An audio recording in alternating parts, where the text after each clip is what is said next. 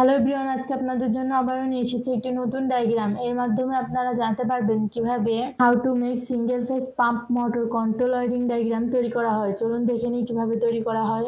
ডিপিএমসিবি double pole miniature circuit breaker, এটির মাধ্যমে negative ও পজিটিভ লাইন নিয়ন্ত্রণ করা হয়।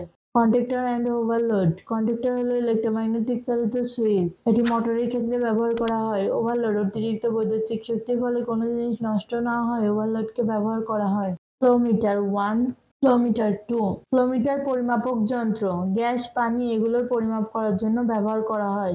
মোটর এল পজিটিভ লাইন ডিপিএমসিবিতে কানেকশন দেওয়া হলো, নেগেটিভ লাইন ডিপিএমসিবিতে কানেকশন দেওয়া হলো, নেগেটিভ লাইন ডিপিএমসিবি থেকে কন্ট্যাক্টরে কানেকশন দেওয়া হলো, পজিটিভ লাইন ডিপিএমসিবি থেকে কন্ট্যাক্টরে কানেকশন দেওয়া হলো, কন্ট্যাক্টর থেকে পজিটিভ লাইন কন্ট্যাক্টরের অপর একটি টার্মিনালে কানেকশন দেওয়া হলো, পজিটিভ লাইন ওভারলোডে কানেকশন দেওয়া হলো, ওভারলোড থেকে পজিটিভ লাইন ওভারলোডের অপর একটি টার্মিনালে কানেকশন দেওয়া হলো, ওভারলোড থেকে পজিটিভ লাইন মোটরে কানেকশন দেওয়া হলো, ওভারলোড থেকে আউটপুট লাইন ফ্লোমিটার 1 এ কানেকশন দেওয়া হলো, আউটপুট লাইন ফ্লোমিটার 2 তে কানেকশন দেওয়া হলো, আউটপুট লাইন ফ্লোমিটার 1 থেকে ফ্লোমিটার 2 তে কানেকশন দেওয়া হলো, নেগেটিভ লাইন মোটরে কানেকশন দেওয়া হলো, আর্থিং লাইন মোটরে কানেকশন দেওয়া হলো। এই ডায়াগ্রামটি পুরোপুরি সম্পূর্ণ হয়েছে। এভাবে আপনারা আপনাদের বাসাবাড়ি অথবা কারখানাতে তৈরি করতে পারবেন।